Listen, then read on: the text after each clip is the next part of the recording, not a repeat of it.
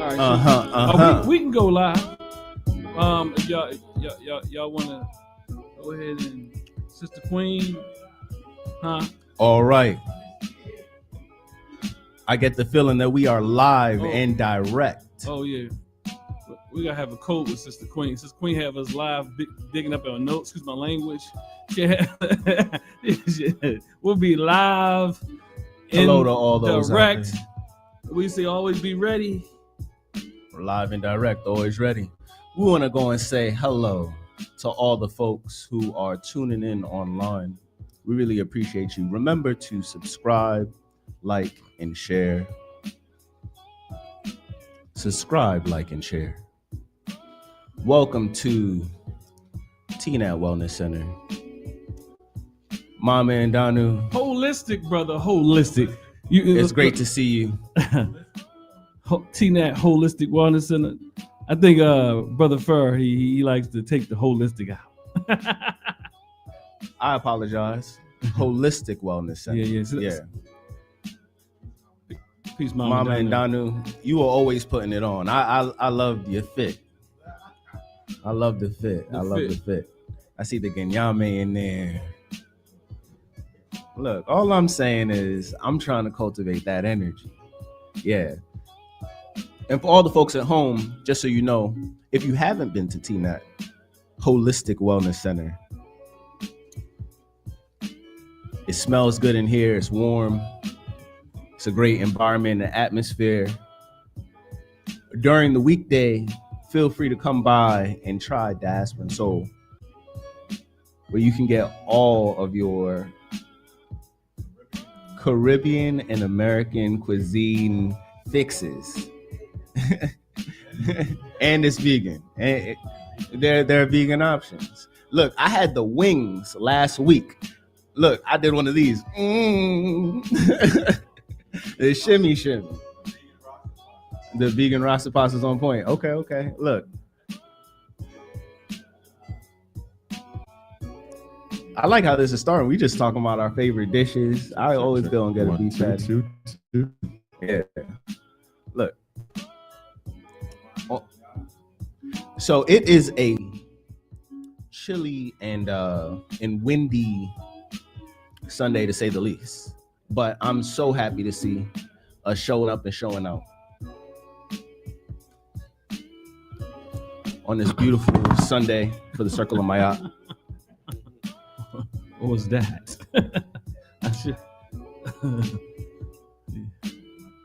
All right, we can calm our nerves. It wasn't the bomb. That was the obstacles trying to be formed against us not prospering. Okay. All right, so look, I think we can just start things off by bringing in the ancestors with a drum call. I think starting there is a beautiful place to be.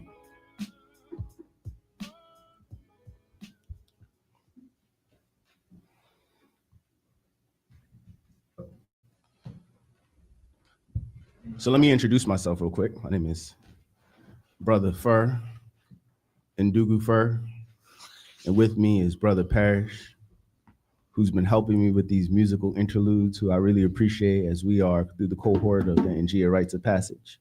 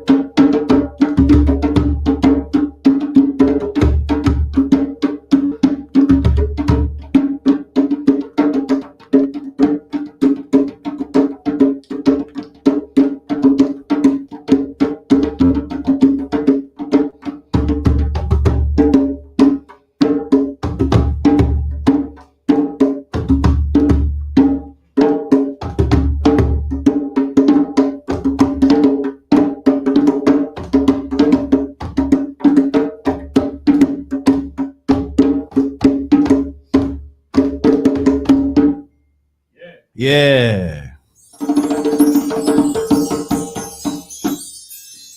Bringing in the ancestors and Baba Winkler. How are you feeling? Good to see you. Us. Yeah. For those who don't know, Baba Winkler has a dojo downstairs. Bow staff and karate. Yeah. And Tai Chi. Qigong and meditation. Us. All right.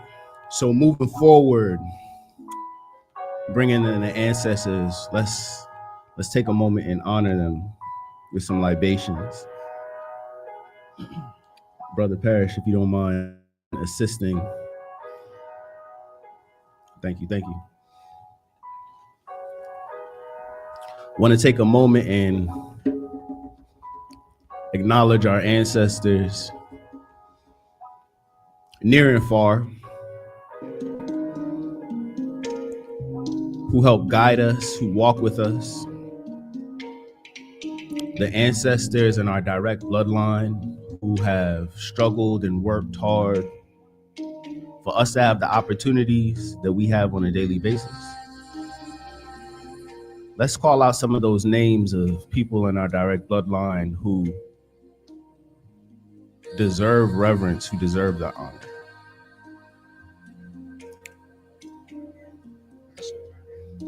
Yes. Ashe.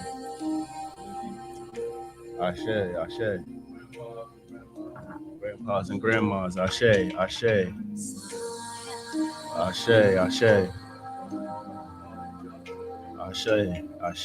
Leslie White, Ashe. Lena White, Ashe.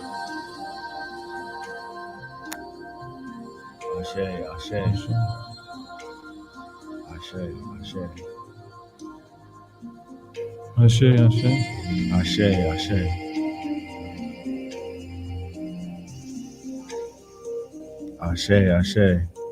We thank you, ancestors.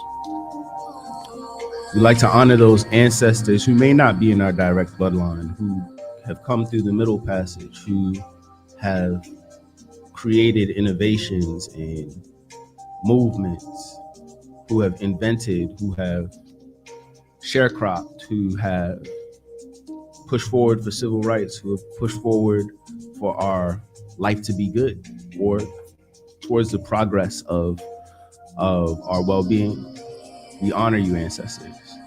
If you have any names for any of those ancestors who have gone through the Middle Passage, has been a part of the struggle, let's bring those names forward. Harriet Tubman, Nat Turner, Bookman, Booker T. Washington, Sojourner Truth, Rosa Parks.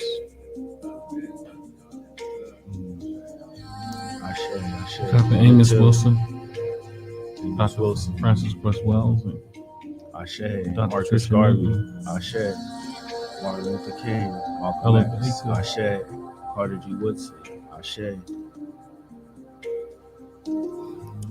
To all the names who have not been mentioned but are still worthy of being honored, we honor you. Ashe. Ashe. Asheo. Asheo.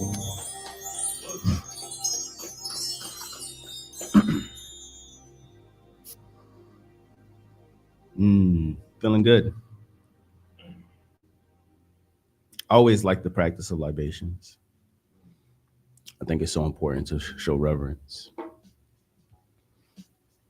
So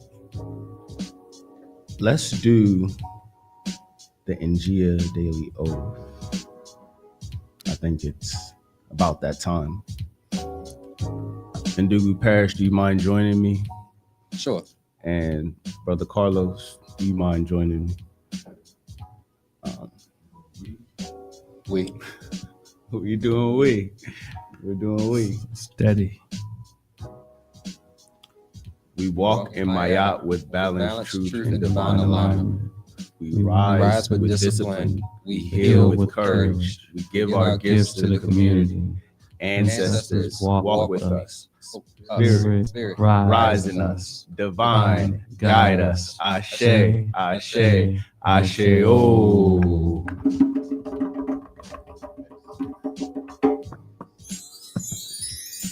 think we did pretty all right. I think we did pretty all right. Look, but it's getting tighter every time, and I think is that not the beautiful part of the struggle? Is like get a little better. And, okay, progression. All right. Sure. So as we give our gifts to the community, does anyone have gifts that they'd like to give to the community?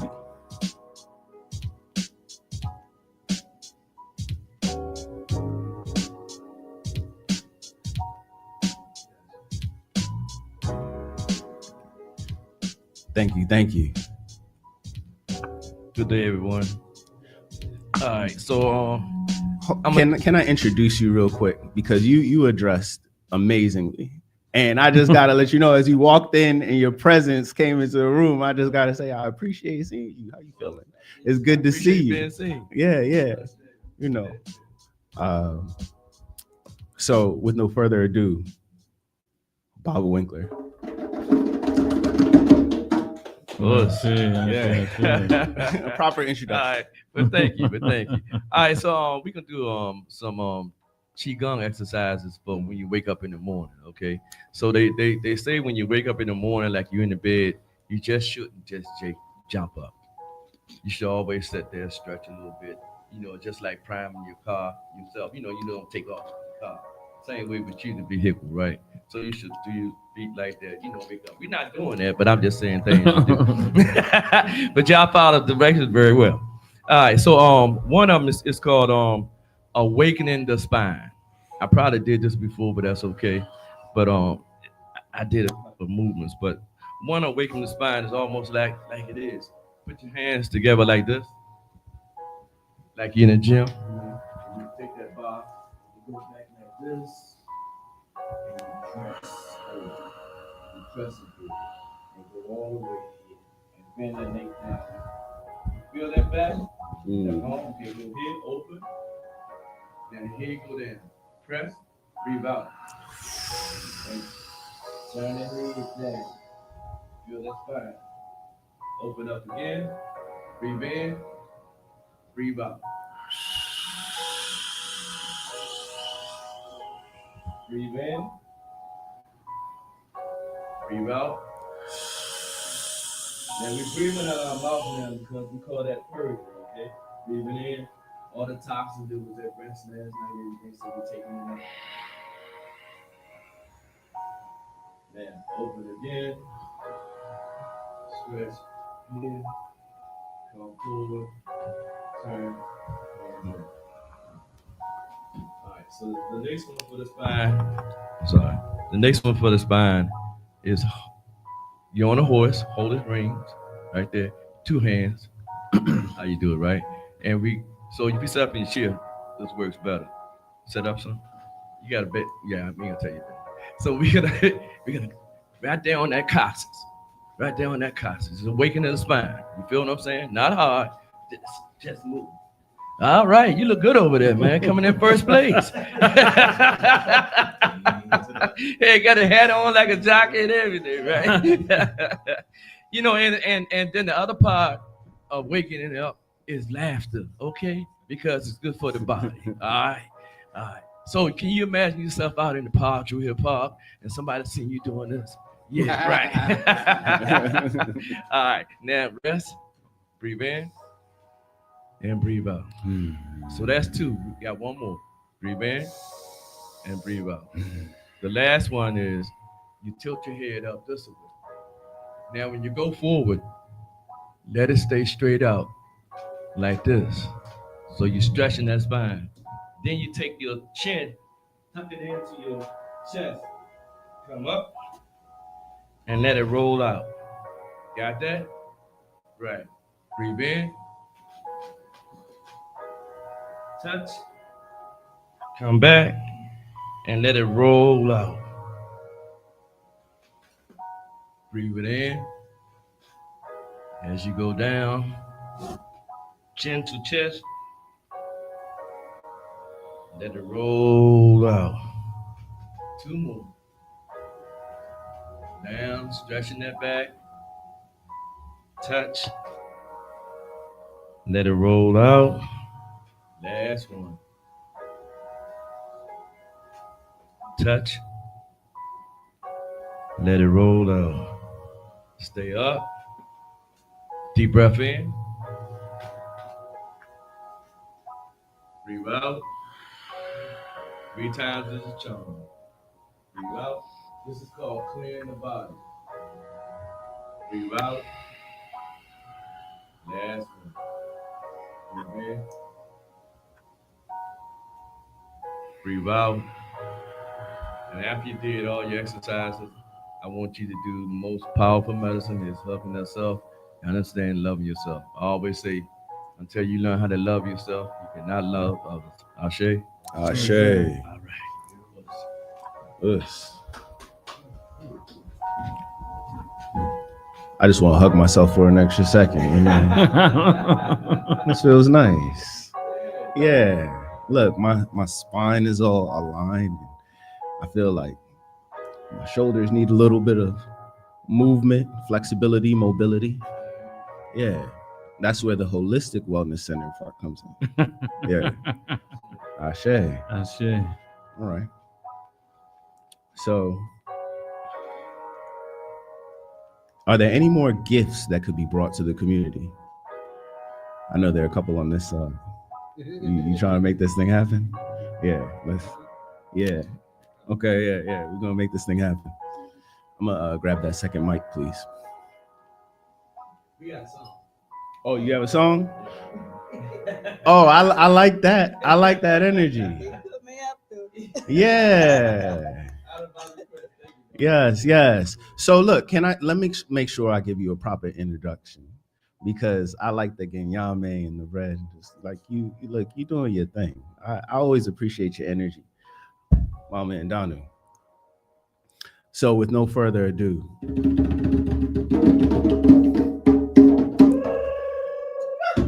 Mama and Danu. Ashe. We who believe in freedom cannot rest. We who believe in freedom cannot rest until it comes. We who believe in freedom cannot rest. We who believe in freedom cannot rest until it comes. Until the killing of black men, black mothers' sons, is as important as the killing of white men, white mothers' sons. We who believe in freedom cannot rest. We who believe in freedom cannot rest until it comes. That which touches me most is that I have a chance to work with people, passing on to others that which was passed on to me. We who believe in freedom cannot rest. We who believe in freedom cannot rest until it comes. To me, young people come first. They have the courage where we failed. If I can but shed some light as they carry us through the gale. We who believe in freedom cannot rest. We who believe in freedom cannot rest until it comes. not needing to clutch more power, not needing the light just to shine on me. I need to be just one in the numbers, and I stand against tyranny. We who believe in freedom cannot rest. We who believe in freedom cannot rest until it comes. I'm a woman who speaks in a voice, and I must be heard. At times I can be quite difficult and bow down to no man's words. We who believe in freedom cannot rest. We who believe in freedom cannot rest until it comes. Those are the words of Mama Ella Jo Baker. Yes. All the energy. I think as you were singing, the door blew open. And I said, the ancestors are here. I'm saying, I was feeling the energy. Yeah, I was feeling it. Yes. I'm telling, look, I'm not playing. Yeah. Look, I felt I was captivated. Shoot. Okay. And Marcus Garvey said he would return, and the world. we did call out Marcus Garvey. All right. Thank you again, Mama Ndonu. I appreciate that.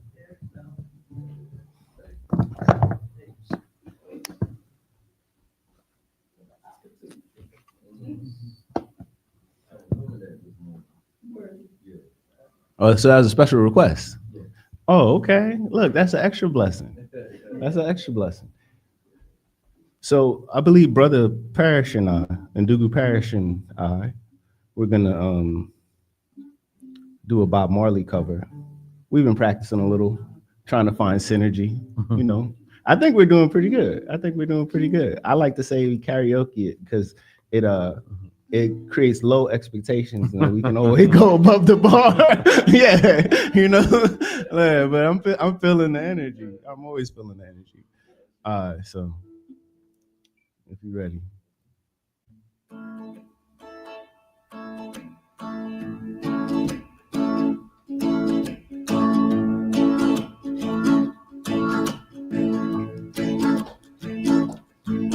Don't worry about a thing.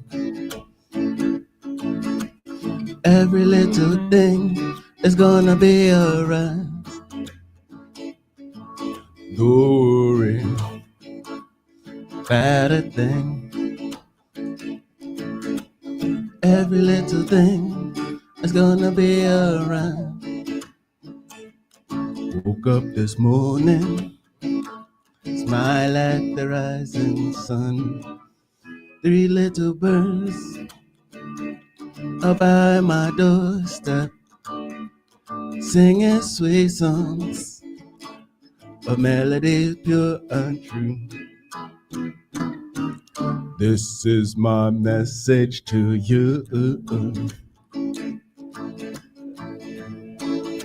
I like this song because when we talk about in Njia healing and keeping a positive attitude, and when I think about songs that make me feel like this is definitely on top of my list. So I'm gonna ask everybody to join on the second time. Ready? Don't worry about a thing, yeah. Every little thing is gonna be alright, yeah. Don't worry, yeah, about a thing, Every little thing is gonna be alright. One more time. Woke up this morning, smile at the rising sun. The little birds are by my doorstep, singing sweet songs of melodies pure and true. This is my message to you.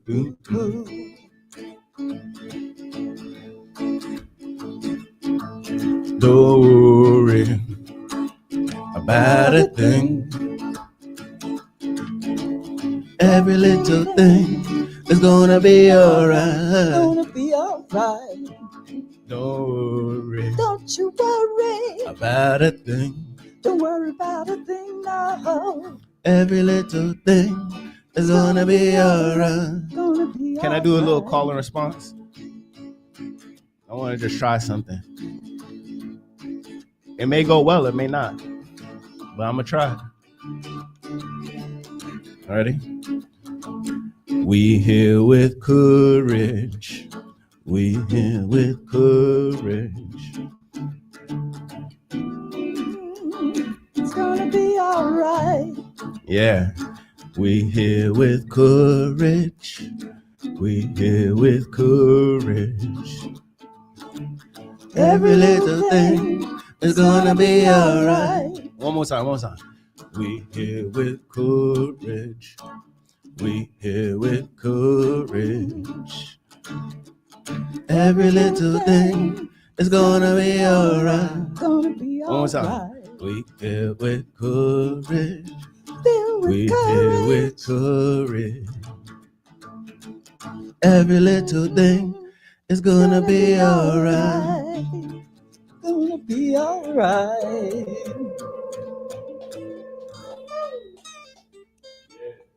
No. Yeah. Okay, I see you. Yeah. Brother, Feeling good Brother energy. Brian, there's Bob Marley's daughter, Sedella, Mm-hmm. wrote some more lines, more verses to that For in real. a child's form, a book for children. Oh, and you pull out the book. Okay. Yeah. She did 3 of them. She did Oh. 3 Little Birds, Get Up, Stand Up, Yeah. and One Love. One love. Look, I love that. What's the name one more time? Hmm? What's the name one more time? No, who? Is it Bob Marley's daughter? Sedell Marley. Yeah. Okay, yeah. Well, look, I'll check that out. You know, I got little ones at home, Yeah, Mm. I thought about you. and I'm an avid reader. And if you're an avid reader, you should definitely come by TNAT And Holistic. the way it's written, you can sing it to the song. I love it. I love it. You know, there's books and different things here for sale. I'm a natural salesman. Come to TNAT Holistic Wellness Center. You know, I sell water to a well. I got a granddaughter in all kinds of projects. They always sell it. Mhm. You know, Mm. some might say it's a way of being. Who knows? Mm. All right. Well, look, I'm feeling the energy. I'm feeling the ancestors. I'm feeling the vibes. I think we can get into our discussion. So that means I'm going to make a proper introduction. This man over here isn't just sharp, you know, sharp as a tack. Look, I'm not about to bypass the fact that the kufi and the whole ensemble, listen, you're on point. But also, Minister Asar has been rigorously keeping us on track with this Njia Rites of Passage, with the readings and the teachings of some of the most prolific Pan-Africans that I've ever heard of. You know, it's quite rigorous, I'd say. And as I'm learning a little more about Njia, both and, I'm really appreciative because I think he models a lot of those principles very well. You know, the balance of rest and work and understanding how to be right brain and left brain. So I can continue to give accolades, but I think you can come up with your own assessment after hearing this brother speak. So with no further ado, I want to introduce Minister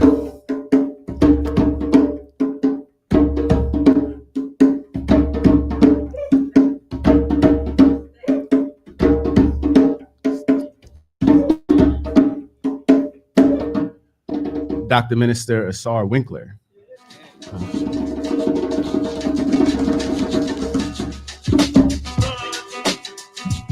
Ashe.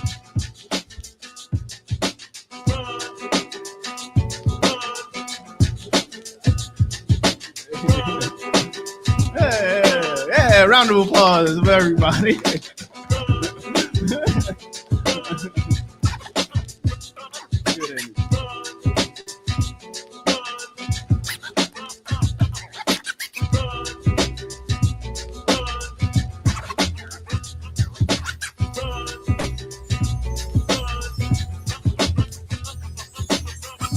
I walk in my yacht with balance, truth, and divine alignment. I rise with discipline. I heal with courage. I give my gifts to the community, and sure a gift has walked through the door. Ancestors, walk with me. Spirit, rise in me. And divine, guide me as we take this path forward in our Njia, my yacht circle. If y'all don't know, I put both together. Njia, my yacht circle. So we have an Njia fellowship, a my yacht circle. So now Njia, my yacht. I greet you all with the words of Amani na nguvu, which means peace and power in Kiswahili. Blessings. So if I'm going to try to bring about one of my all-time favorite thinkers to kind of ground the conversation today, and maybe ground the conversation other days, as Brother Ndugu first said. Let me back up. Elders, may I have permission to speak? I say. And that seems like a small thing, right? A small thing to do these things, not to ask, to overlook, to not do certain things. But I think that sometimes we don't understand that things have to be done in proper order. And it may seem even routine, but if you reflect on it, it doesn't have to become routine. It can be a gesture that is very significant and profound. Because if you're mindful, you really reflect on the words that you say and you mean it. So when you say hello, it can be small talk or it can be something very significant. As you say, elders, may I have permission to speak? You could really reflect on that and the significance of it, or you can just look at it as a routine gesture or just a phrase, a word, or greeting, or what have you, just something routine. So with no further ado, I'll see if this will work. Scientific things. No, science truly works with an interaction between the intuitive and the logical, between the feeling and spiritual and the concrete. And I'm saying that because it's very, very important. I get sometimes some thoughts out here that wants to make us one-sided and make us reject all of the possibilities that we have been given to use the whole of our brain. And I tell you, our advantage as African people will be if we can be the first people to use all of our minds. Yes, yes. Let the other one stay on the left, and let some stay on the right. Let's be able to move from what? Left to right when it is what? Appropriate. This is the captain of the ship. I've told you about Star Wars, you know, and you have a what? Left-sided, right-sided situation there with Mr. Spock exemplifying what? The left side. And Bones representing what? The right. He's full of feeling and love and brotherhood and, you know, spirit. No, that's fine. It has its place, but it limits him too. His emotions overrun his better judgment often. His feeling gets out of place. But of course, then we see Spock over there, whose lack of feeling also causes him problems as well, you see. And so they are both limited by the fact that they're too much into one side of their heads. Kirk is the what? Is the balancer. He utilizes what? Both sides and their talents. And that's why he's what? The captain of the ship and is in control of the situation, you see. And ladies and gentlemen, you see then, an African-centered way of thinking involves the use of both sides of your mind and using them appropriately. And to the degree that we can use both sides of our minds appropriately, to that degree we will become captains of this ship that we live on called Earth and of this universe. Yes, and we must keep that in mind. Simply because we found some of our cultures, and those cultures may have been very spiritual and so forth, does not mean that that's the only side of our lives that we have to develop. We have to also look at the characteristics a people exhibit in terms of their whole ecological situation, you see, and see then the characteristics of their thought styles and approaches to the world within the context in which they were acting. You see, you just can't go in there and say, well, this is the way they were behaving, this is the African way, this is the way I'm going to behave. No, those ways reflect the ecological situation. As that situation would have changed, so would their ways of thinking change, you see. And it's very, very important that we keep that in mind. We must ask the degree to which certain styles of thoughts and approaches, even if they are African and have been exhibited by African people, are appropriate to the solving of our problems today. We must not be afraid to... So with that, today's topic continues. African Spirituality, the Book of Ptahhotep, Part 3. And it's the subtitle is the Njia Conceptualization of Dr. Daw. And I think that's essential because Dr. Amos Wilson hit on a lot of things in that particular video, in that short clip. And as the initiates that are going through Njia, I often share things and say, look, this is not me. That's why I say Njia is a collective framework, because I can source our scholars, our spiritual practitioners, our so on and so forth.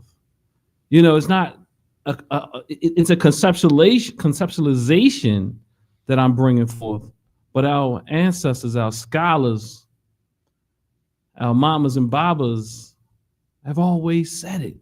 To me, I think the strength that I have, to be honest with you, is this thing of making a thing a real thing. It's not just it going in here and it just whatever it does just lays dormant. It's about, if we say we are going to do the thing, then allow it to breathe life into you, and then you manifest it in the material. I was listening to was it Chelsea McIntyre? How y'all say her name? Mama Chelsea McIntyre, Dr. McIntyre. She was speaking about this idea through the lens of God, which I often, and I will continue to say, I think the word God is confusing. And I think it is part of our problem today. It confuses us. And I understand the reason we use it.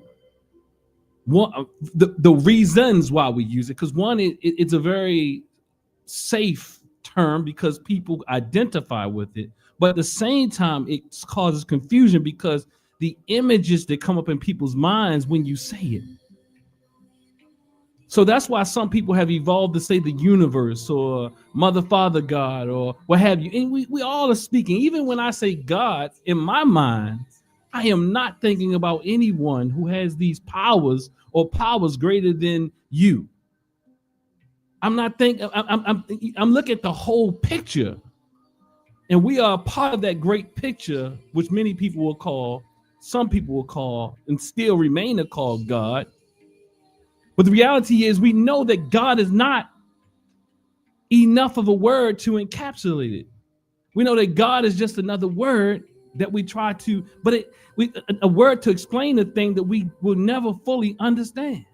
But at the same time, it gives some humanistic or human attributes to it that really weakens your idea of what this thing truly is, or what it is, and what it can be, and what it can't be. It is all things. So this idea of God has robbed us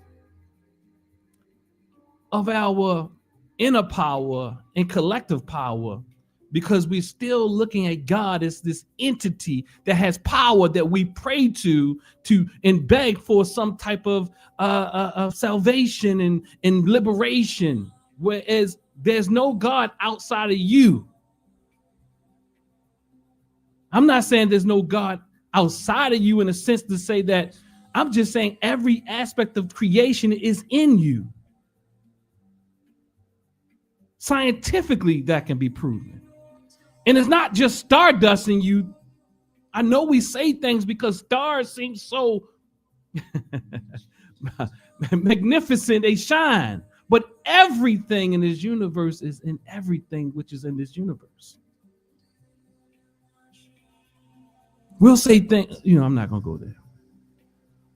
But the universe is made up of very similar elements. It's not just stars. Plants and you share a lot of the same genetic makeup.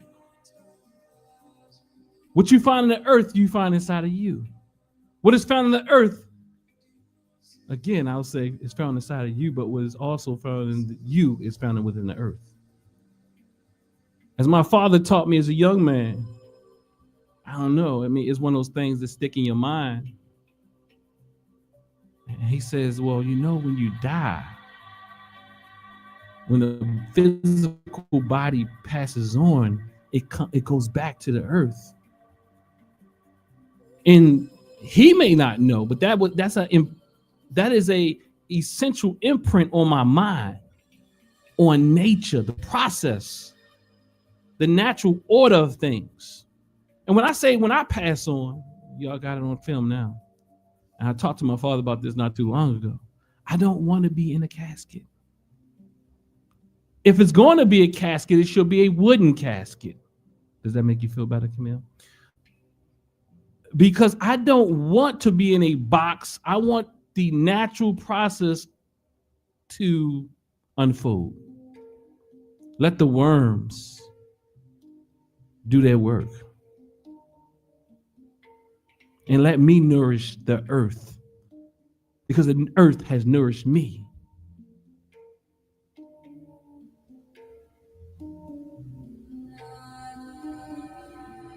I don't want to say Ashe because y'all might not agree, but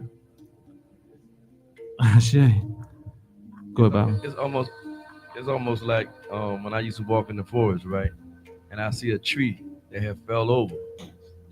And then you notice the tree, if it's been there a long time, it just started to we call rot or deteriorate. And if you hit it real easy, it just dust and it goes back to the earth. That's how I look at it, another example. Ashe. And that's how you taught me. Her and run up in the woods. And he says, look, you see this tree? And you see how it's returning back to the soil and it's becoming a part of the soil. And I don't know, yay high.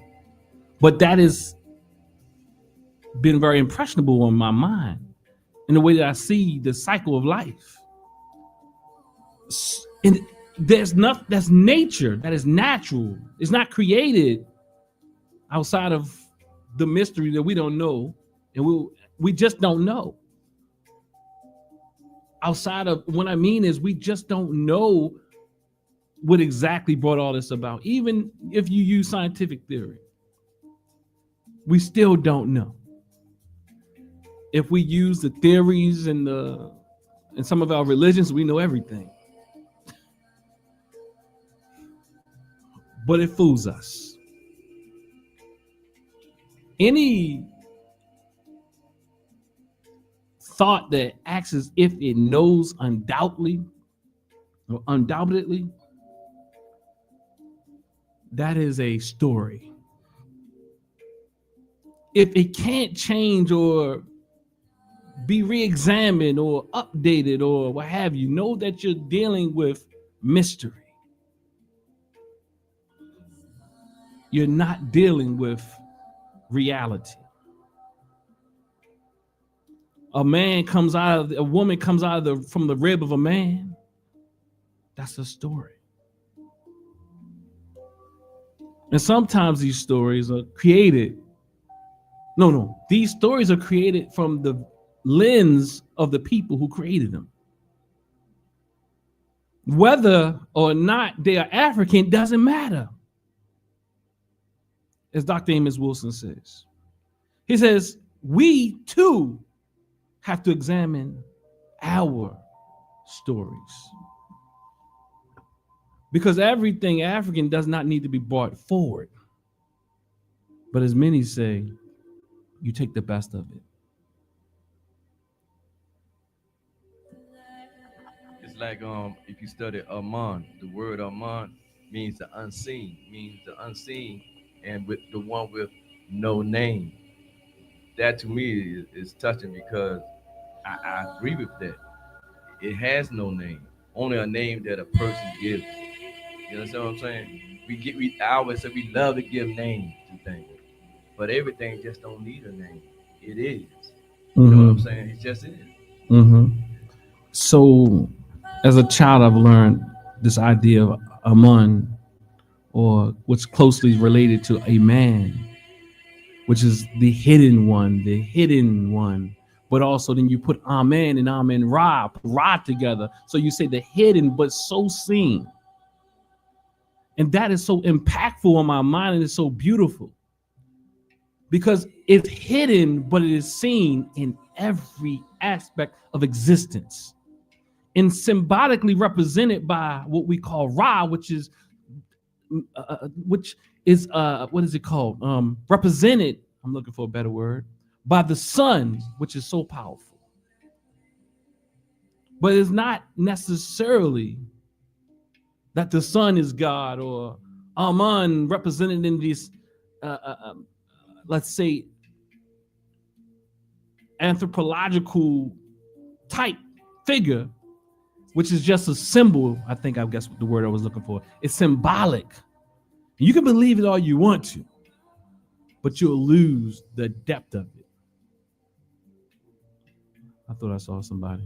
Bob, okay. Meaning that the sun, just in realistic, if you don't have the sun, you don't have what? Nothing. So everything exists because of the sun and the sun. Yeah. I see. There's nothing wrong with ritual until ritual doesn't work for you anymore. But if you step back and reflect and be mindful, and I say have conscious realignment, again, even the most finite thing can give you great meaning. It can have great meaning behind it. It can have great power behind it. So again, as we started, I asked my elders for permission to speak. That can be very shallow to some, but then I will challenge you and say maybe there's something shallow moving around inside of you.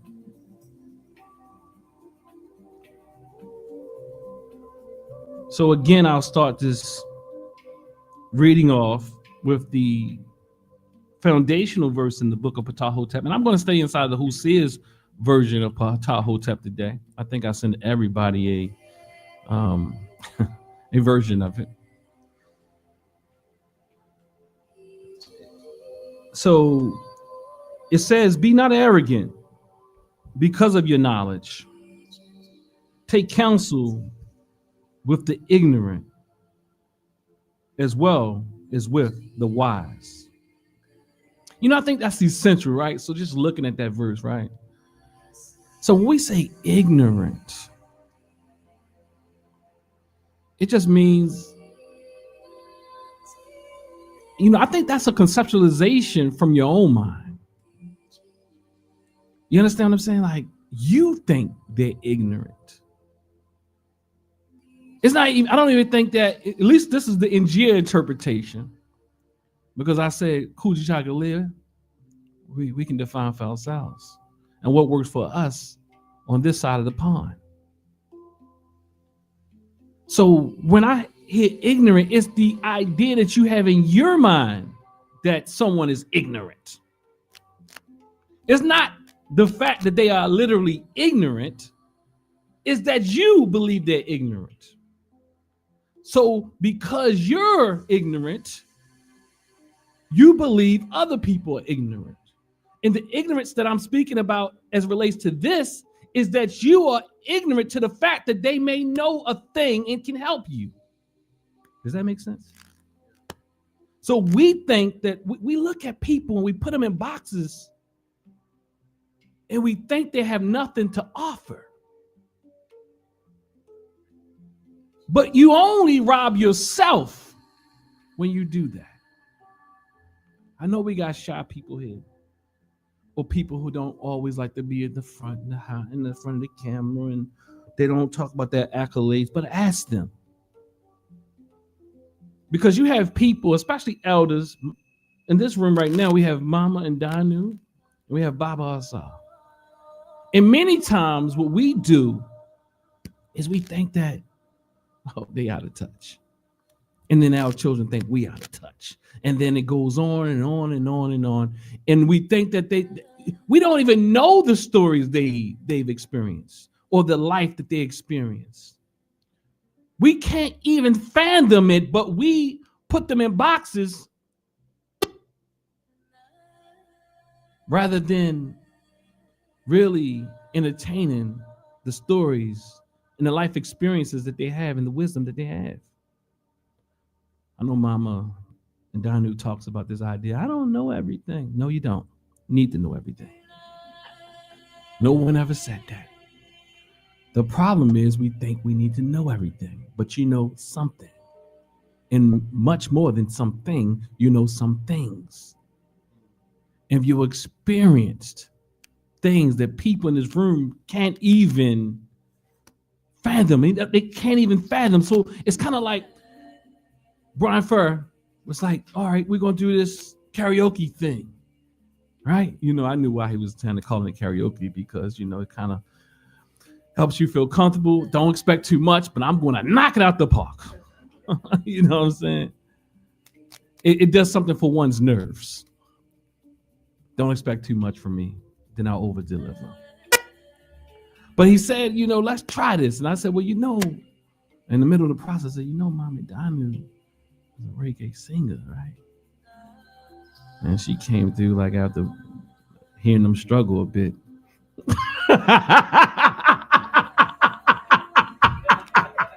Hey, well, I'm telling you my story.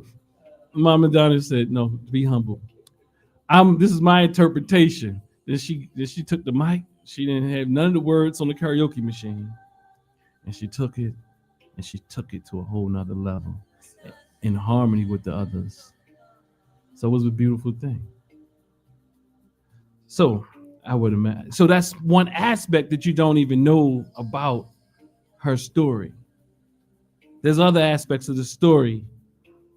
Some of the freedom fighting and some of the, you know, she'll tell you the rest of the story. I won't go into her thing, but nonetheless, Baba got the mic. Grab it, Baba.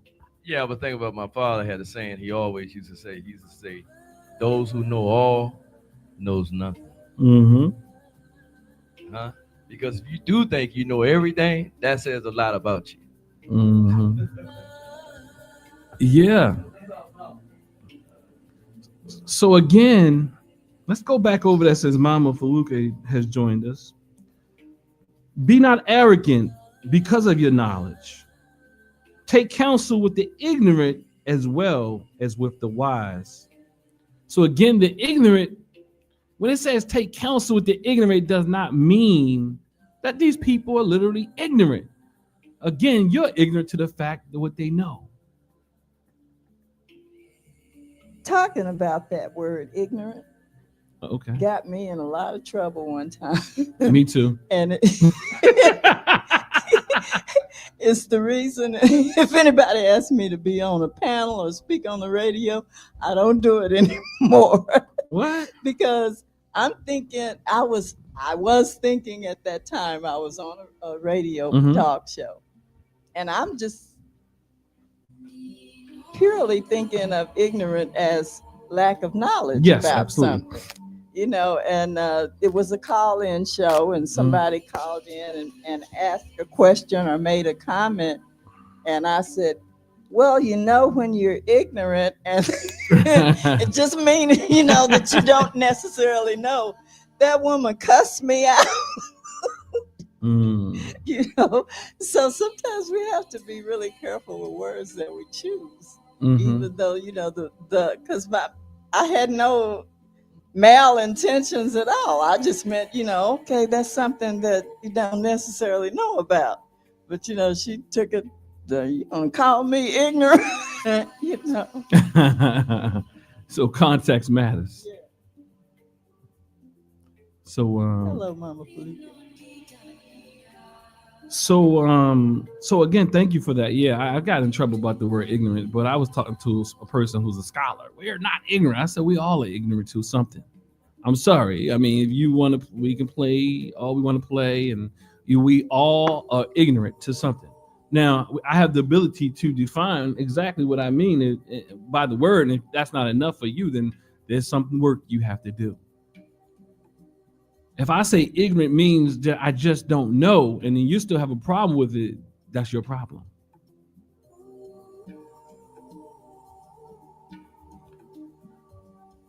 So Mama and Donald just shared us something else that we may not know, that she actually was she'd been on panels and talk shows, and see, then we're here and we thinking like we're the first ones that did a thing.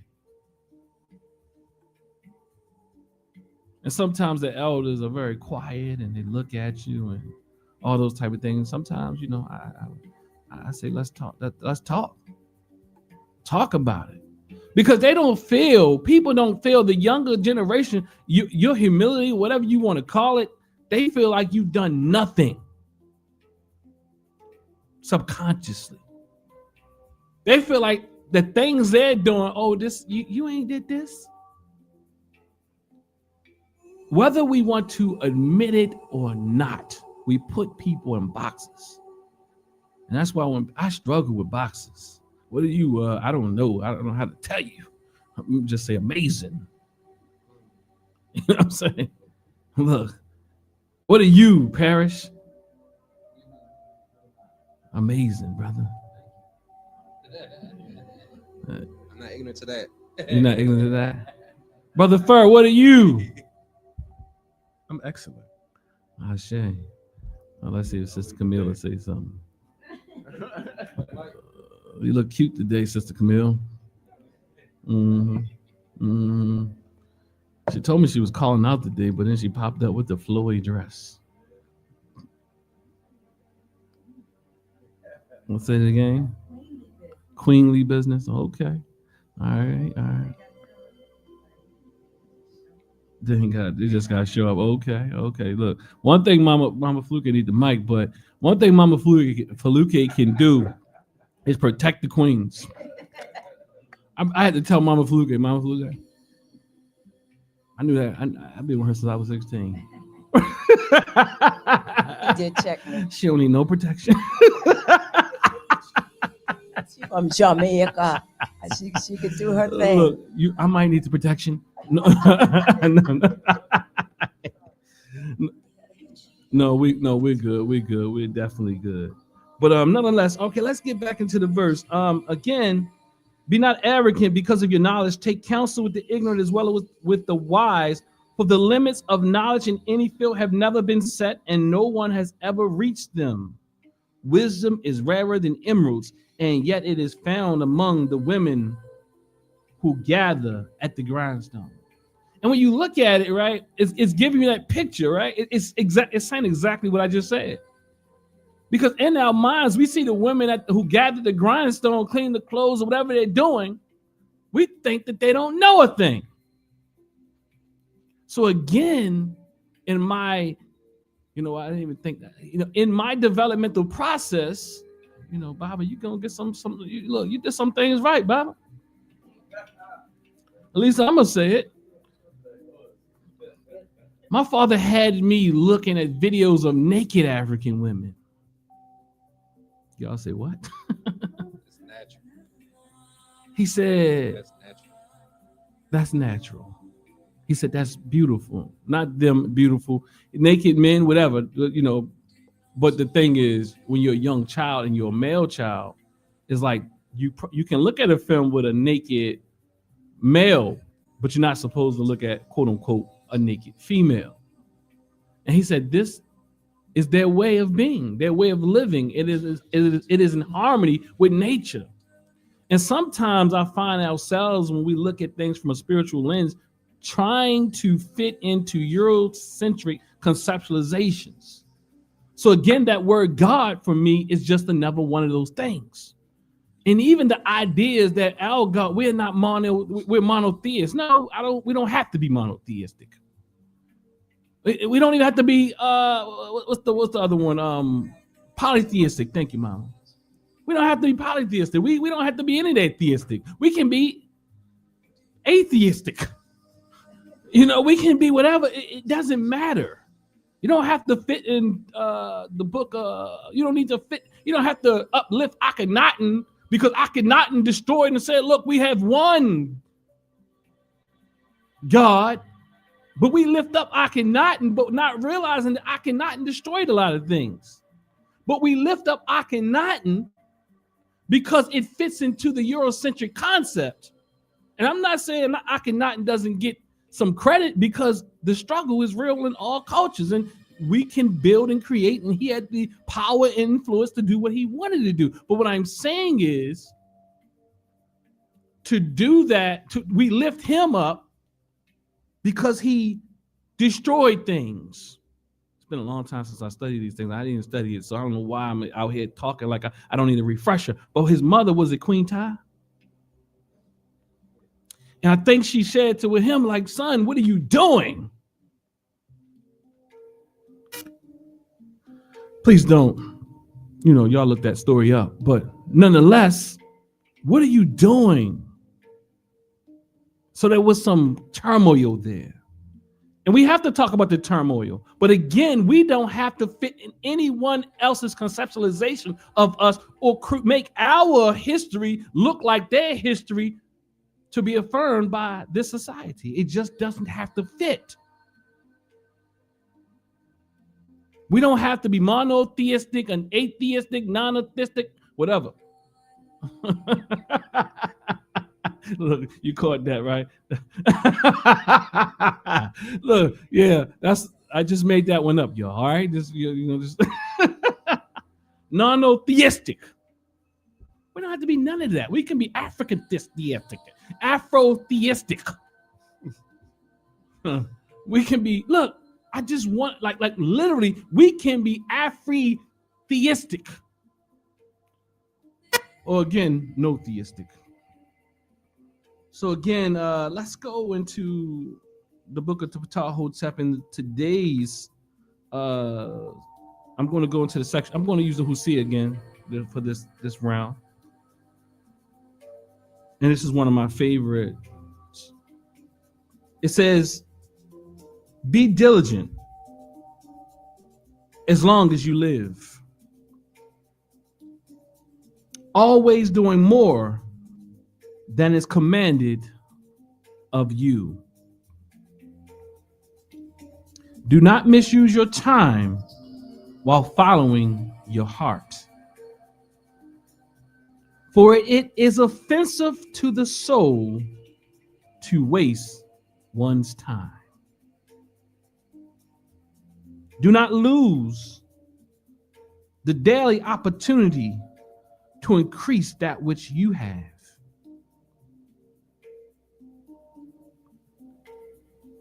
Diligence produces gains, and gains do not endure when diligence is abandoned.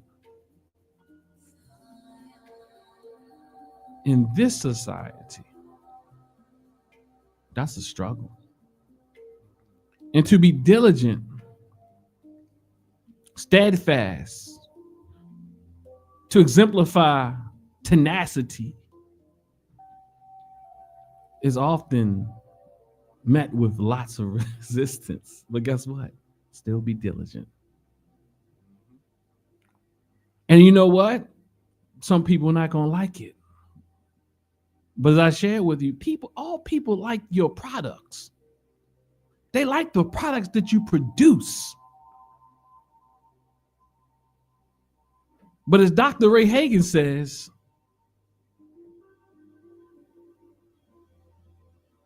they appreciate the glory, but they don't know the story. And the story is one of diligence. You don't just show up being as chiseled as Fur is. Without, I don't know how many, he do Ironman challenges. He climbed mountains. He kayak with the whales. He didn't know how to swim 3 years ago, but he did an Ironman and went, I don't know, 30, how many miles you went across the water, my son? My father comes. 1.2. Hold up, go closer to the mic.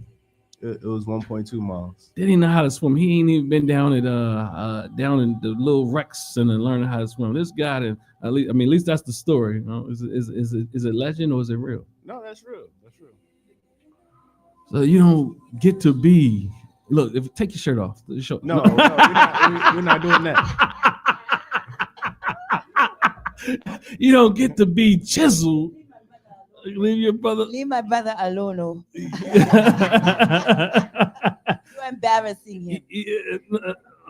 No, I think he's smiling. If it was the right setting, he would take it off. But nonetheless.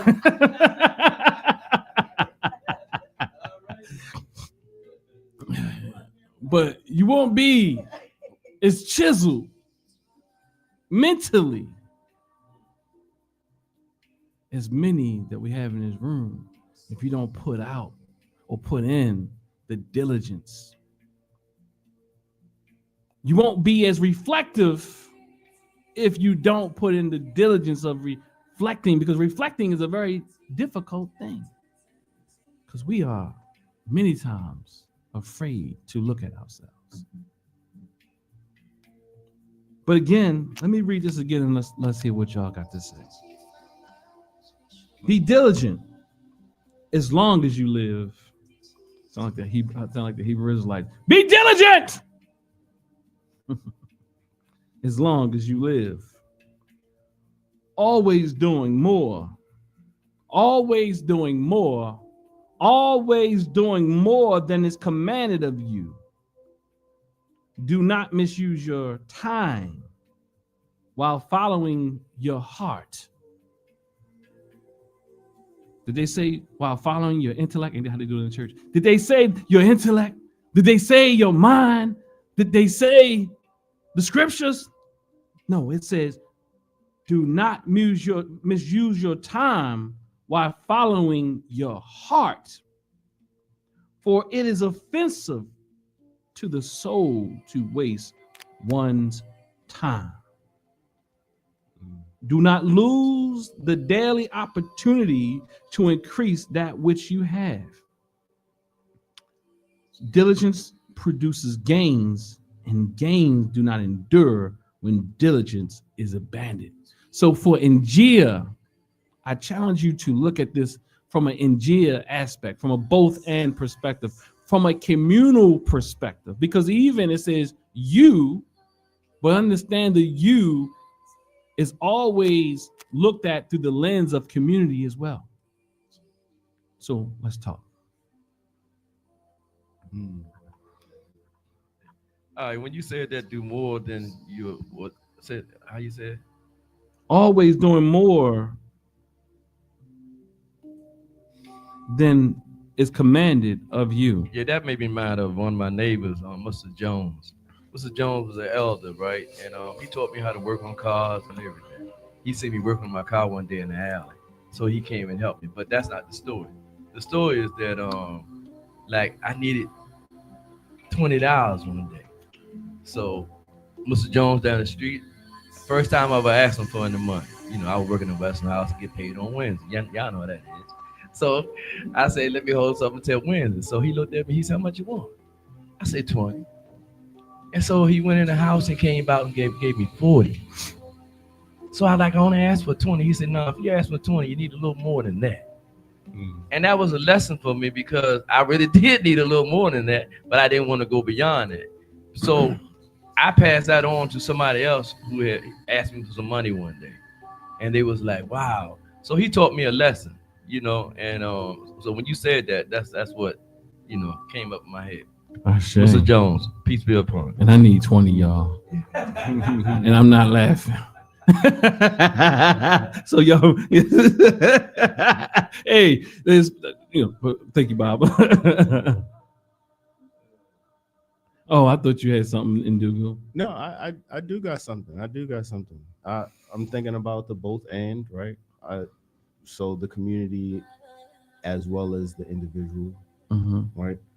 And, you know, all jokes and all fun, you know, Iron Man stuff. But I will say that a lot of those experiences give me my own level of understanding. And specifically, like with the Iron Man swim, for instance, if I train to get right to the distance, I could fall short. So there's a extent in which you have to be dedicated and thoughtful and steadfast. And many mornings it would be cold and I didn't want to go to the pool, but I went to the pool. And I did actually have a drowning experience. So there was a whole thing during that time frame in which I had to overcome the mental hurdles and obstacles because I would almost have anxiety attacks as I was leaving out the locker room to go to the pool after that had happened. So it required me to also do meditation and required me to visualize being in the water. And it required me to take a lot of extra steps and procedures, even safety protocols. Like I have a friend who was in the Coast Guard who I asked to give me a swim test, unnecessary for the actual event, but for my peace of mind and the peace of mind of my family. And in that way, I was able to actually like not just do the thing, but I was able to do it confidently. And I think that as we're reading this and thinking about leadership in that way, how do you do something in a way that it encourages a level of confidence for the people around you that you are going to follow through for the community, that you're reliable, that you're, you know, go a little above and beyond. I like to say the phrasing under promise, over deliver, you know, just as a way of being to encourage trust, right? And I think if the community does that, you know, community leaders, and I think there was another part, I've read it someplace, multiple places, but like you can't just have one leader, you have to have multiple leaders. And if, you know, multiple people show up in that way, I think we're better as a community as a whole. Sure. Tying it all together. Sure. Anyone else?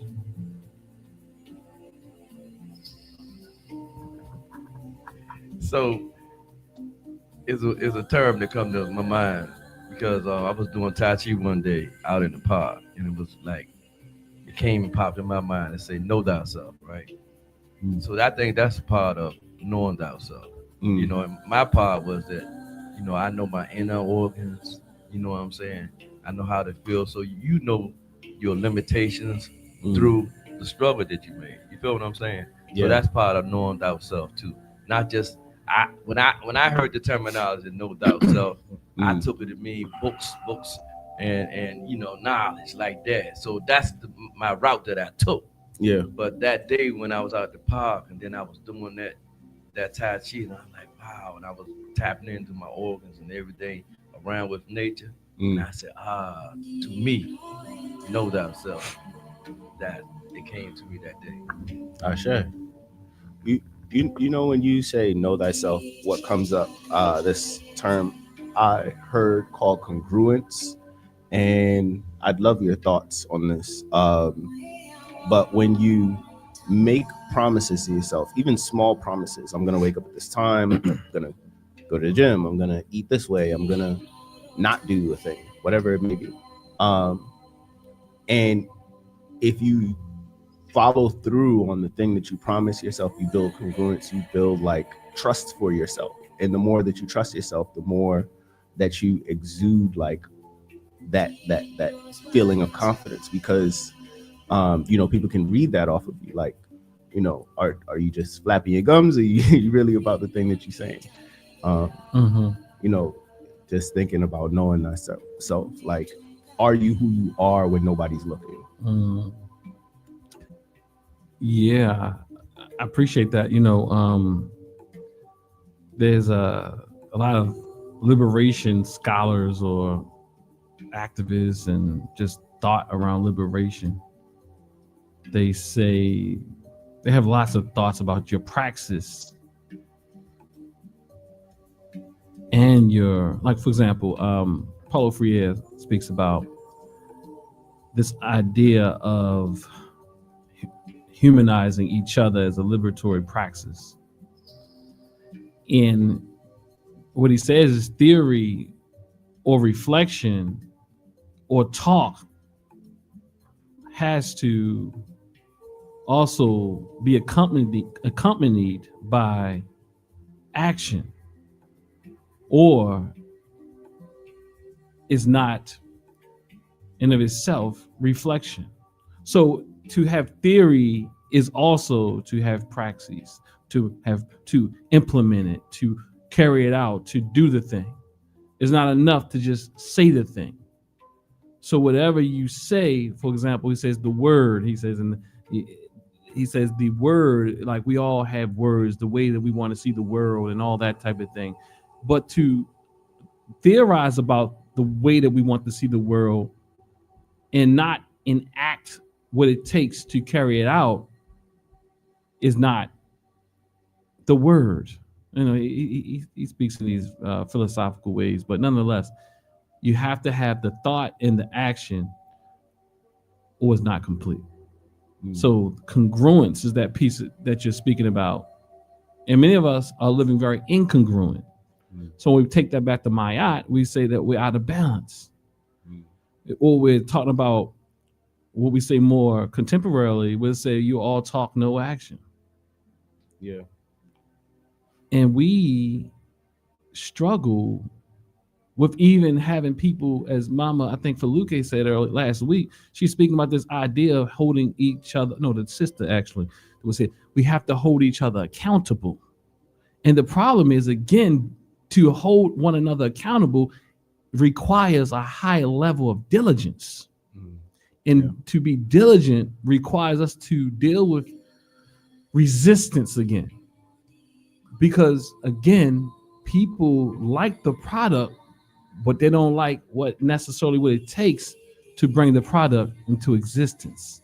And as again, we go back to Chelsea McIntyre and different other African-centered thinkers, and even as Baba talked about Amun or Amun Ra, we talk about the hidden but seen. So, but the hidden is the part that's in here, but the seen is how you carry it out. You understand? So to me, that's Njia. You know, that's an Njia interpretation, but I'm certain that's close to the interpretation of many. So, but the hidden is what's in here, but the seen aspect which represented by Ra, is the fruits that you produce. Mm-hmm. Yeah. One of the things that's coming up for me is even thinking about the initial video, Dr. Amos Wilson, Mm-hmm. right? And he's mentioning that not all rituals or systems need to be brought forward, even if they're African-centered, and because they reflect the ecological situation of whatever is going on in that moment. So just trying to think, like, in terms of the conversation, in terms of congruence, in terms of leadership, I think that kind of reinforces that idea, because if the current rituals and systems don't make sense for your cultural existence wherever you are, it is what's the right word? It's inefficient, right? So just kind of tying that back in, like, you know, there could be some African practices that might be more efficient and might actually produce the product that you're looking to gain. But I think it's important to examine and think through which practices make the most sense for the outcome that you're looking to create. And so, I mean, I guess what I'm trying to do is tie in that, like, okay, it's one thing to be congruent, but what if you're being congruent with inefficient systems? Then it's like, it could be just as detrimental as not being congruent. That was I mean, some it could be stream consciousness. I appreciate that, but then your theory itself, or your, has to be examined, as you're saying, or what have you. Yeah. And we will have those things, which is also a natural part of all processes. Yeah. So I also just want to further that thought line by saying, when I say African, I just want to be clear.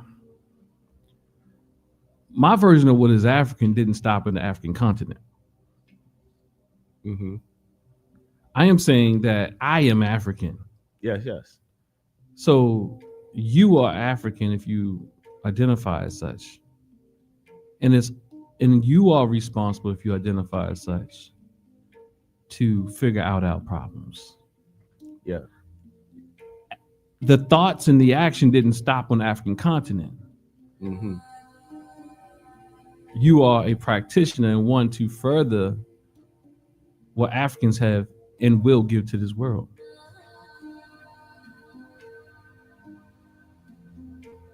So to me, we have to be like really clear, and it's not something I'm making up. I'm saying I can always find a source. I'm just saying. The reason why I use so many sources, why do I use so many sources? Can somebody tell me why? Y'all think it's scholarly. You pull from multiple leaders. Or thinkers, right? Say it again. Sure. Proof. So Mama and Donna said proof. I think I understand what she's saying, and I'll just change it a little bit and say support, right? Because I use all types of leaders, because you ain't going look. You're not going to I know for the most part what I'm saying has been said, Yeah. and by the people you revere. You may have not revered them as much when they were living. So again, people revere, like Dr. Amos Wilson was not respected as much as he is when he was alive as he is now.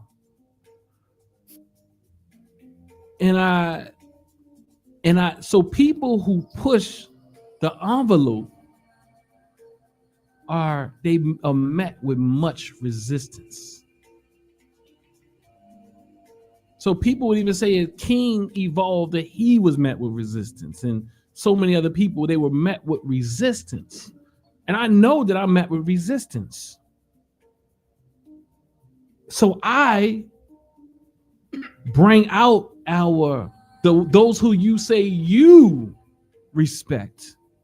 And I mean, it's not that I didn't think of the thing before I studied the thing. I thought of the thing perhaps as a result, and also I've come to my own conclusions. And then I can go and find, because I study, which is what? Diligence. I study, I restudy, I listen, I read the same things over and over and over again. I go through seasons of Dr. Clark, Dr. Ben, Dr. Amos Wilson, Dr. Wells, Chelsea McIntyre. I go through seasons of all these different type of folks.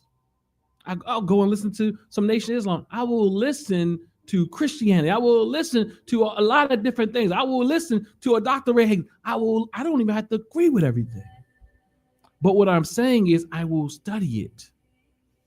So again, that is diligence.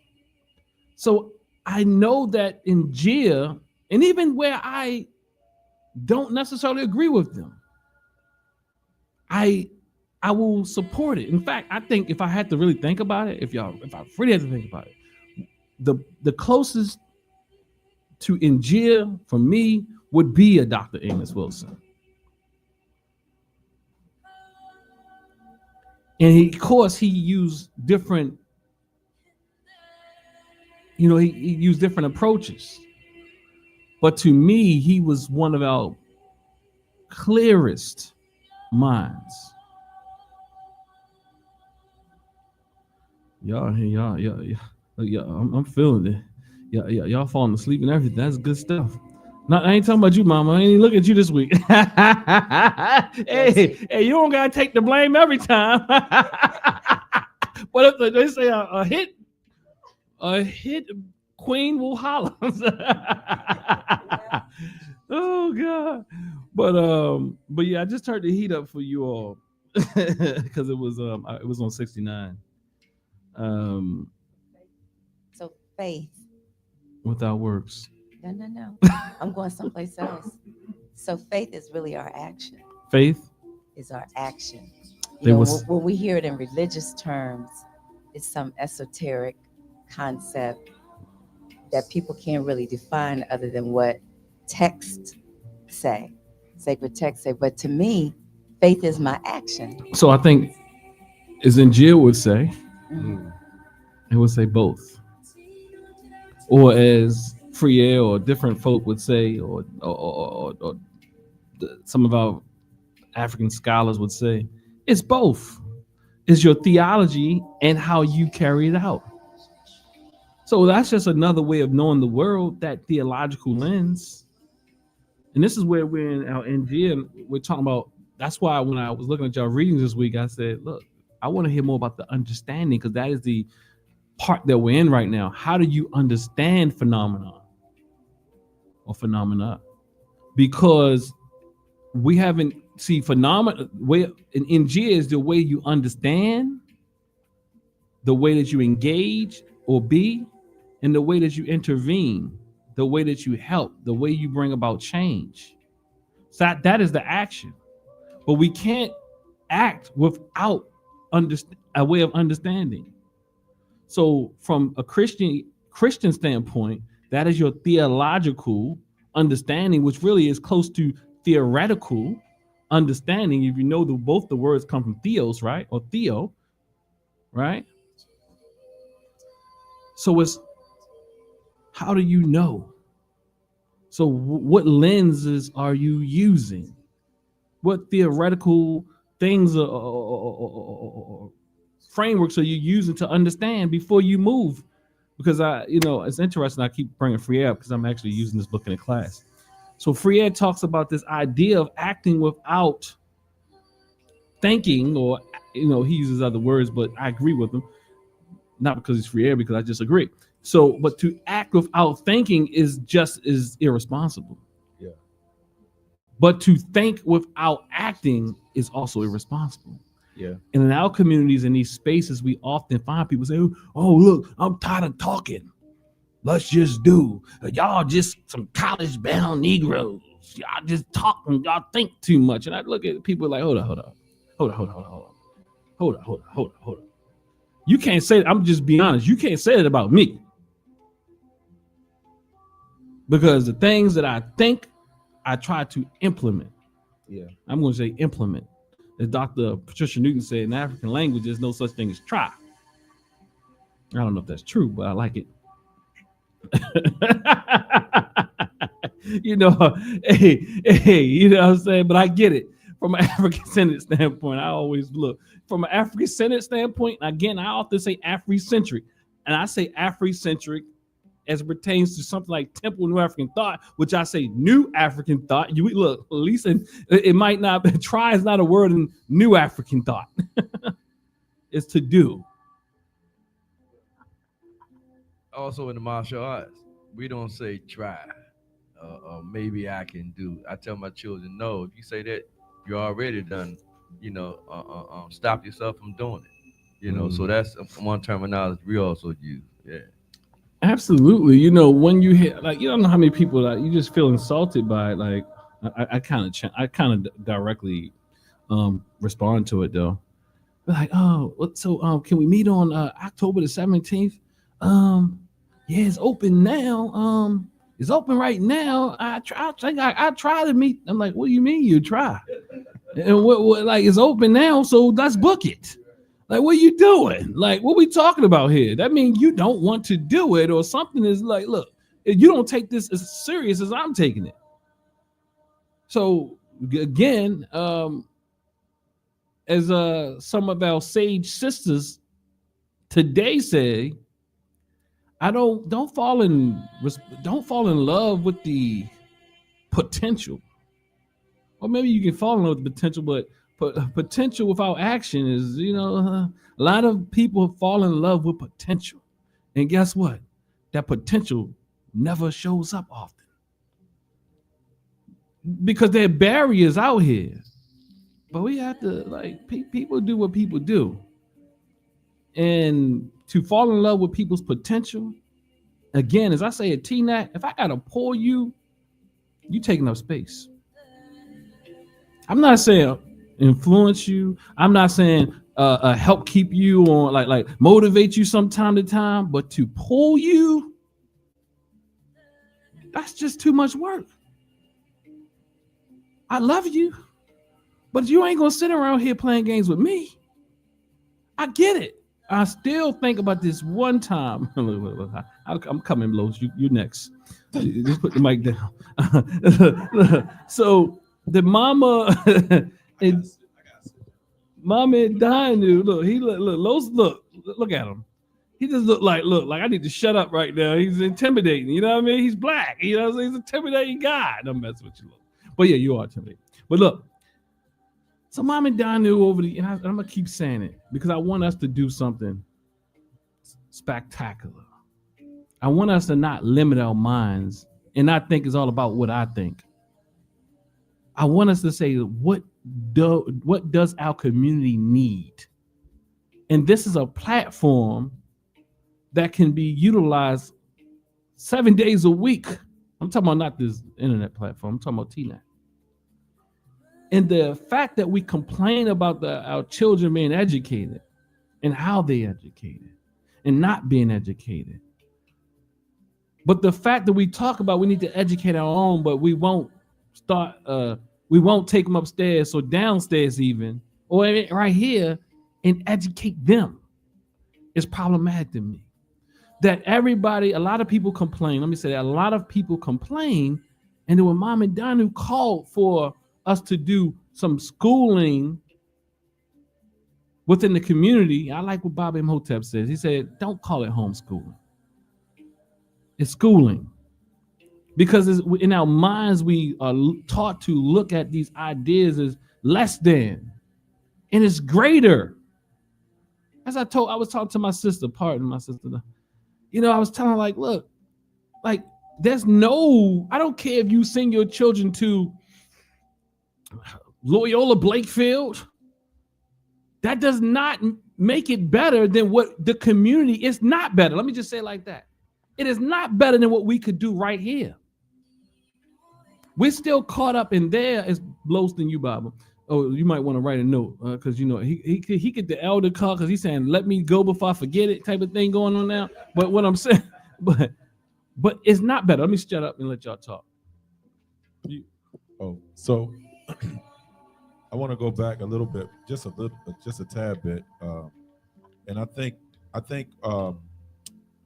this different framework, this different way of thinking, as we go through Njia, helps us to come out of a certain situation and teach others to come out of this certain situation. And that situation is, I think we're creatures of, Brother Los, I don't want to break this. I just want to make sure people can hear you on there. I can hardly hear you over here. Check. Yeah.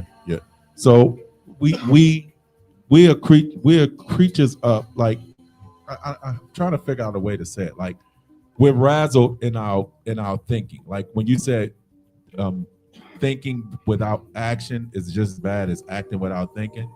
And I'm saying that we get caught up in all these things. I think we follow certain religions, we follow certain leaders, we follow different paths just because we don't want to carry out that action. We don't want to think. Like we are comfortable with having someone do it for me. So I say that because you said early, you was like, I don't want to do it all. I don't want to have to lead. I want people to rise up and think and lead and do the actions for themselves. Like, I don't want you to do it because I said do it. You know what I'm saying? And I think we're creatures of that.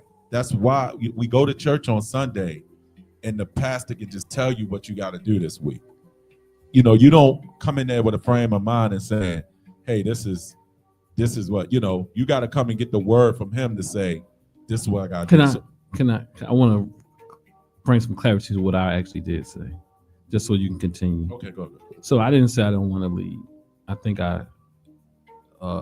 that's impossible for me not to. Let me be clear. But I am also saying that what I said was I don't want to have to pull people. Now I can influence people. I can create an atmosphere, morale, educate, all these type of things. But there's a difference between one who really doesn't want to do the thing and one who wants to do the thing but needs some guidance or motivation, a little bit, what have you.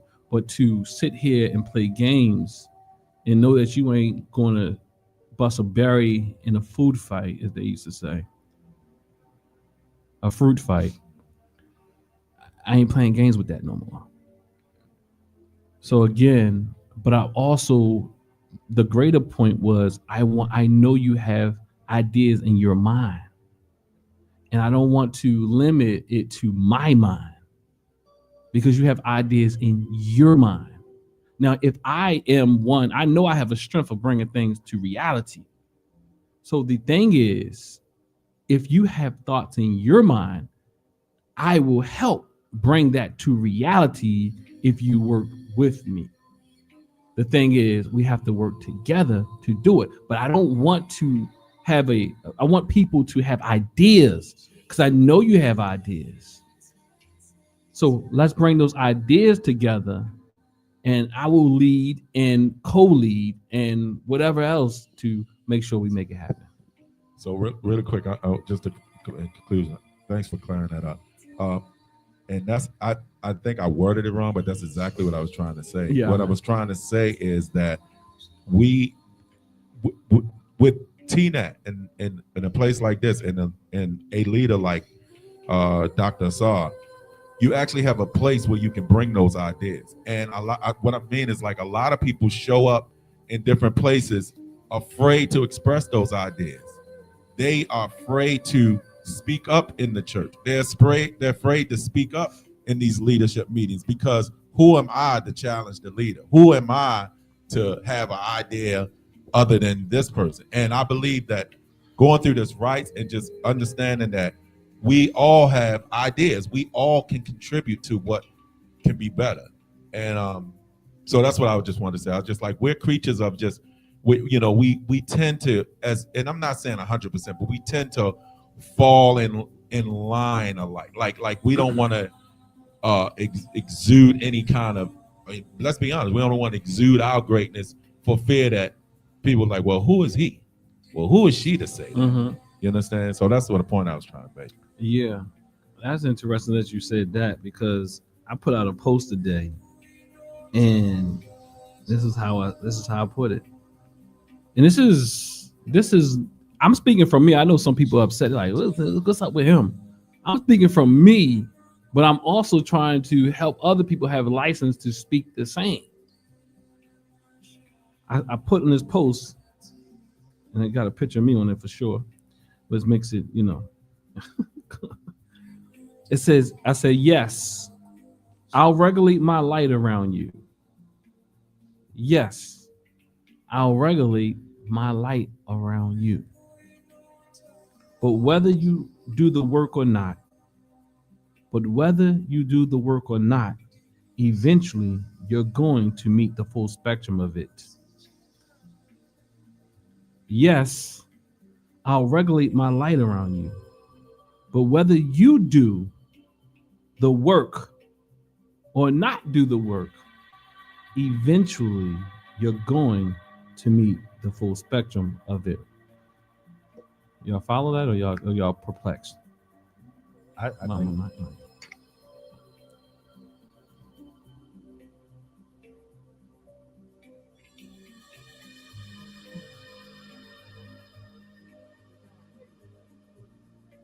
Mama Danu said regulate. Mama Faluka is trying to conceptualize. I don't want to. I can speak it and not discombobulate it.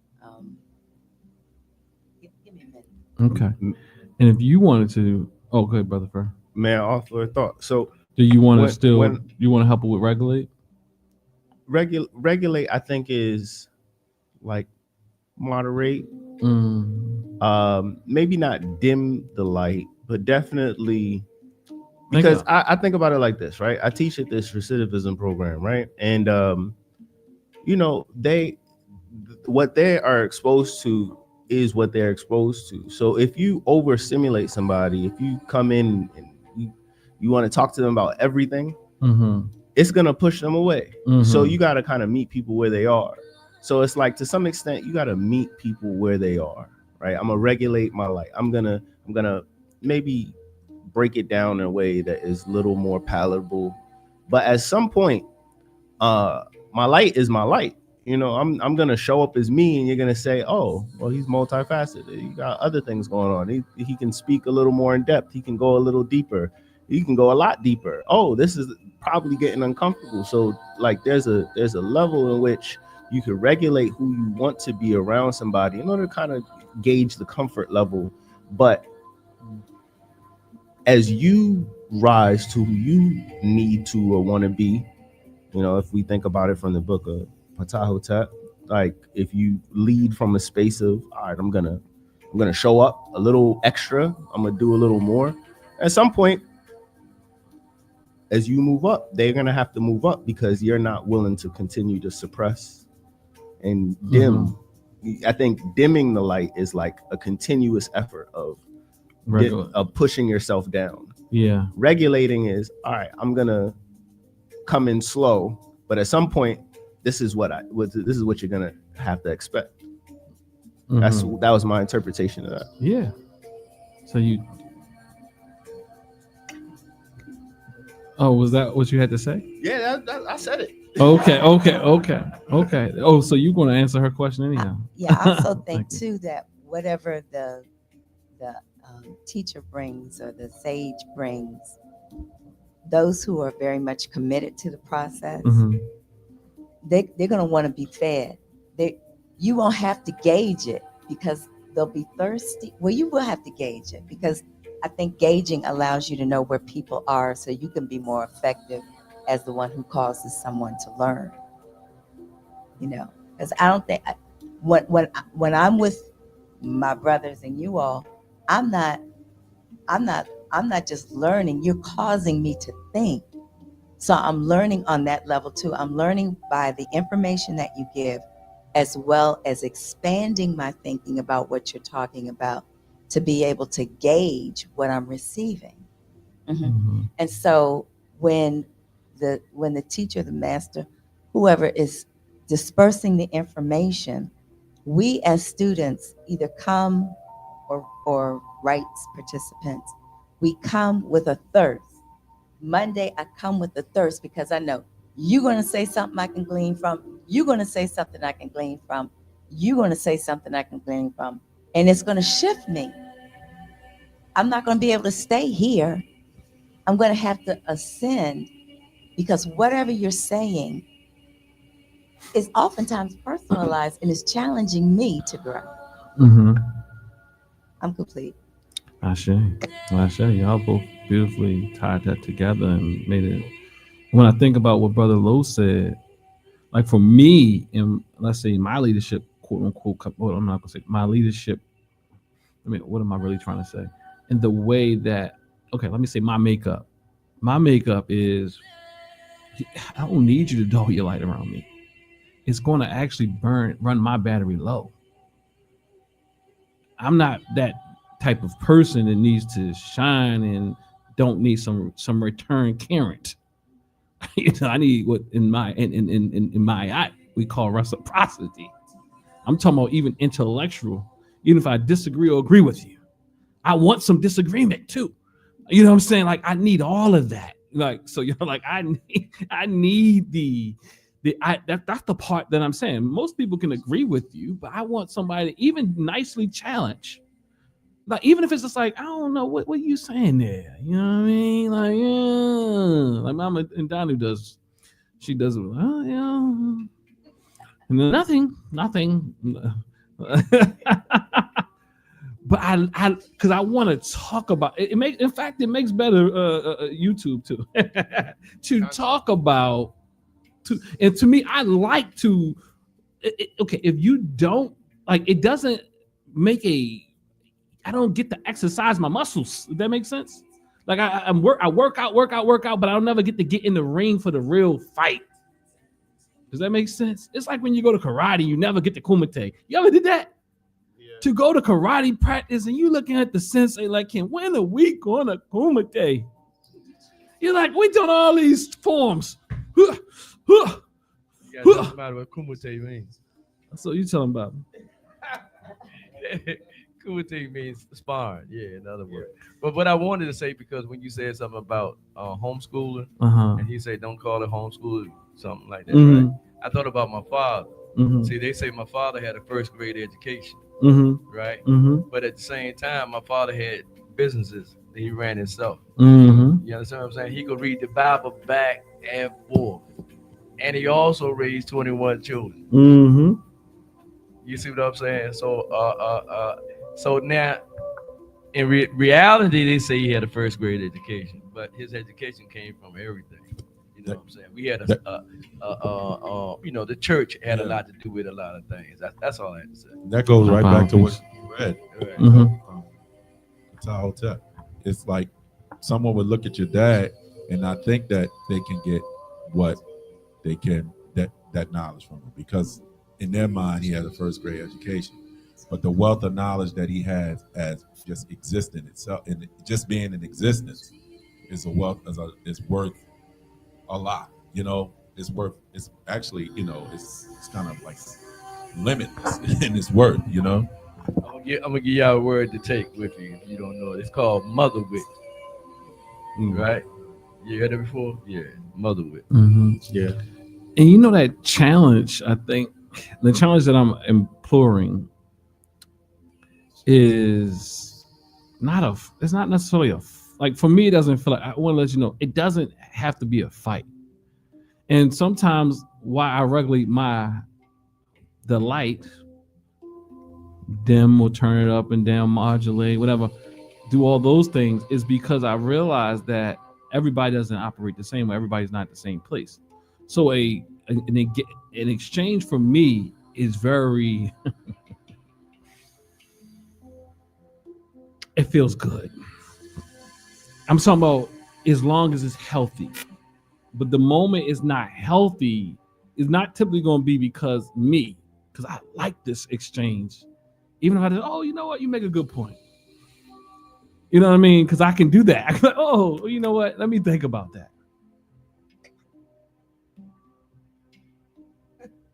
Come on, bring it, mama. No, it's just what you're saying makes me think of the fact of the importance of being able to do it that way is listening. Mm-hmm. Because so many people turn that into a totally different thing. Mm-hmm. Because, you know, while they're supposed to be listening to you, they thinking about what they're going to say. Mm-hmm. And they don't even let you finish what you're trying to say.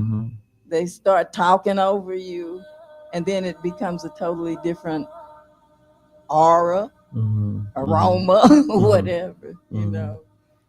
Because if we're all open, you know, like I forgot, I had a term last week. I don't know if I have it in Njia or not, but that like that beginner's mind. Like if we all can literally come into this place and say, you know what? And every time we listen, and it goes back to this idea of, you know, you can find wisdom among the women who gathered the grindstone, you know, and really look for that. Like we've really opened ourselves up to realizing that they're like, I'm like, we got sharp people out here. I feel like I'm one of them, but I feel like part of the reason why I don't feel like I'm not like a person that just want to remember every daggone thing. I think the engagement process, the openness, the comfort, the knowing that like even if I was wrong, I could take that. You know what I mean? Like, you know, like because it's a building process.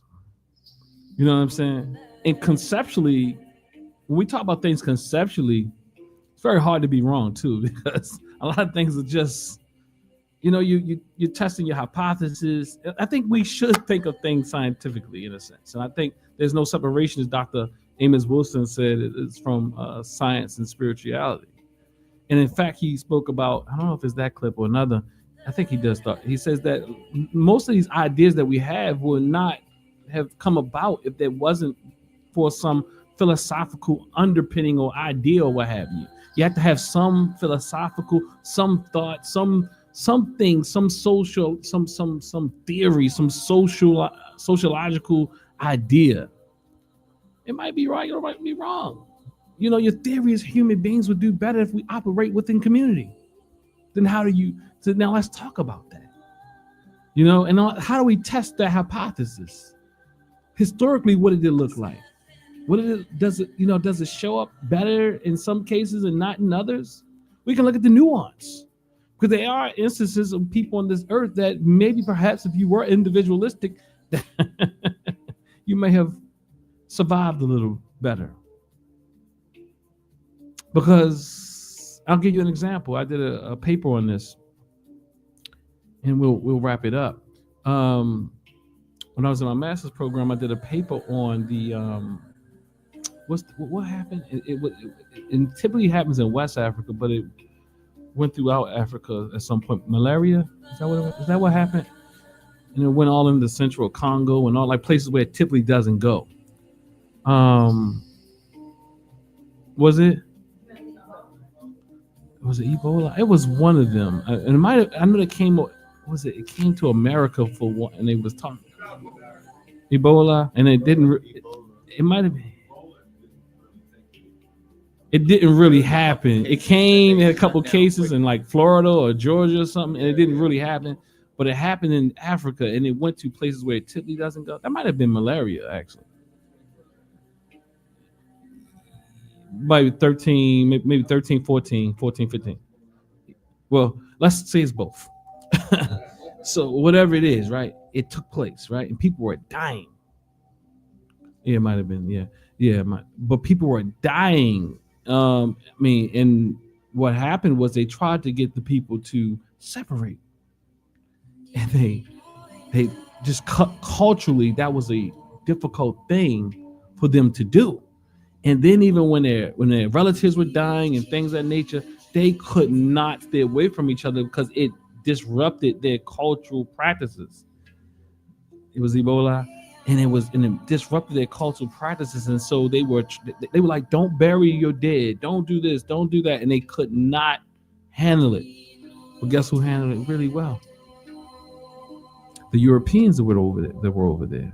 because they could isolate. Now, this is not something I'm making up from this black hate or black power thing. I'm just telling you what the science said and supported, that because the white people over there or Western folk were there, they were so much more used to being operating in individualistic ways or isolated from community and all that type of thing. So it didn't really do too much to them. It wasn't that difficult for them. So there are times where those can be somewhat of a strength. But I think, as Dr. Amos Wilson spoke about, it goes further. You about to say something, Willows? It's something even. I think it's something even crazier with that as well. That you're right. I do believe that. Is also that they're going to isolate from the black people over there. They're not going to be in all that. They're not going to be involved with it too much anyway. They're going to have some white gloves on anyway, so they can also do that. Well, yeah, and it might have been more of a Western thing as well, just in general. But those who could not isolate, it was spreading, and going to what Dr. Amos Wilson said earlier, it is essential that we be able to examine things, not just because this is how it's been, I mean that we can't take a step back and reflect on how we can move forward. But the problem is we're coming up against our religious, cultural, social, spiritual, philosophical practices. And the issue with that is all those are constructs. They are all constructs. And it doesn't mean a construct is a very essential thing. It's very essential. What I mean, like race is a construct, and the construct itself was faulty and diabolical and all those type of things. It serves who it serves. Pardon? It serves who it serves. Pardon? It serves who it serves. Okay, serves who it serves. Okay. Say it again. You heard him? Yeah, I was waiting for him to get close to that mic. It serves who it serves, and exactly that's what it is. So we have to realize. Thank you for the alley hoop. All these social constructs, there's nothing wrong with them. They will always exist, and they're needed. Everything from race to gender. I'm sorry, family. To male and female and all that, they all social, but they're needed. To not have social constructs is acultural, and it makes it very difficult to communicate and sort out things. But the wickedness in how Westerners have, and I'm saying Westerners as a group, the meaning they gave to those social constructs is the problem. Like, I argue there's no honestly, I respect people and all their different gender things. But the reality is we don't have to change male and female because Westerners have said this is how it looks, and it doesn't look this way, then you're not it. You can just change your mind around those constructs. You can say, okay, some men can hold hands and not be gay. And some men can hold hands and be gay. And some men can be gay and not hold hands at all. So what I'm saying is, it's just like the meaning that we, y'all follow what I'm saying here? I think sometimes we think that, and what liberals do is typically, and I'm good, Brother Tyron, because thank you. And what liberals tend to do is just think you're going to change words for the life of you. You're just going to keep changing words and making up new words to make people feel comfortable. And it's okay, and people fight for it. They're not bipolar. They're with bipolar. Okay, whatever you want to do, that's true. The problem is not that you said that person has bipolar disorder or not. The problem is that you made them inferior in your eyes. If you looked at people with mental or sociological or neurological differences differently, and as human beings, you wouldn't have to keep changing words. You wouldn't have to keep saying, you don't have to keep changing words. You have to change the way you see people. Because you change it to another word, and the word to change it has to change again. Every word has to change every so often because somehow it's become stigmatized. Black at one time was a very, and it still is, a fighting word. So it's understandable, and it's still understandable why some people choose not to want to be identified as black, while others say, look, no, black to me means beauty. Black to me means power. Black, because it's a social construct. But most of us at this time, we say black power. And I say we close out with black power. Yeah, yeah. Say it loud. I'm black and I'm proud. Uh-huh.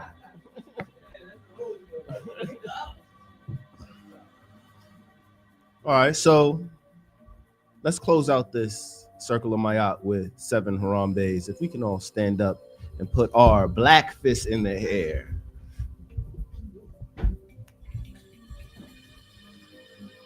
Seven Harambe's. Harambe, Harambe, Harambe, Harambe, Harambe, Harambe, Harambe.